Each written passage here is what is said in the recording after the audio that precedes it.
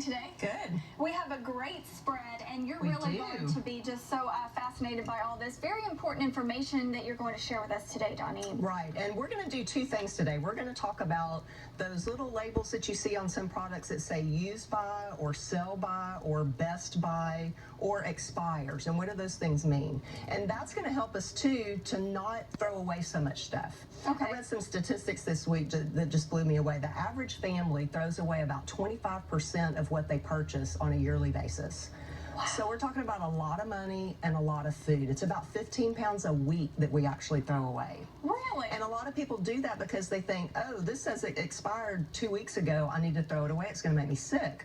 Well, the Food and Drug Administration only requires that infant formula have a true expiration date, where after that date, don't use it. It's going to make your child sick. But all of these things here have some kind of expiration date on them, whether it's embossed on the box or it's printed on the package, or it's got some label that says sell by, used by, whatever. That's really a quality control thing. It just tells the consumer, if you use it after this date, you're going to be fine. You're not going to make your family sick, but it's probably not going to taste as fresh, whereas you had used it, before this date. Absolutely. But where you really need to be careful is in your produce items, like especially the things that are in bags.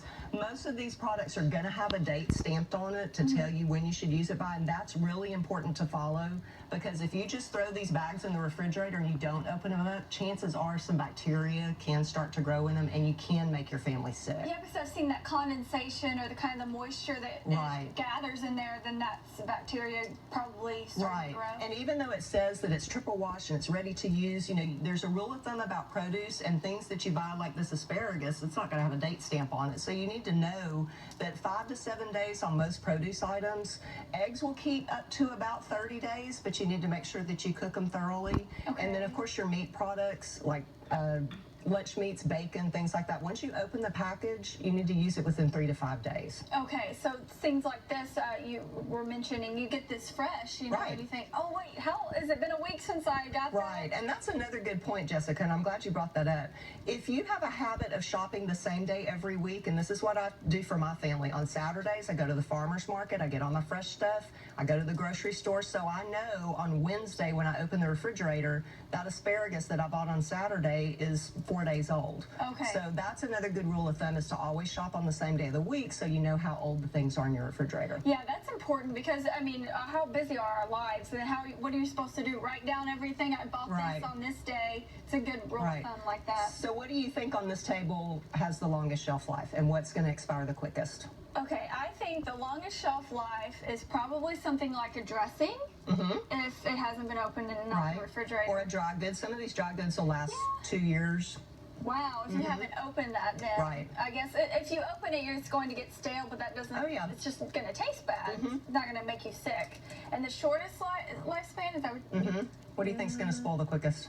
this right here? Yes, your leafy vegetables, those are the things that are going to go bad the quickest. Those and your fruits that don't have skins, like your berries, raspberries, blackberries, strawberries, those are going to go bad pretty quick. That happens to me a lot. I buy fresh fruit like that, or the blueberries and things, and I can't eat it quick enough.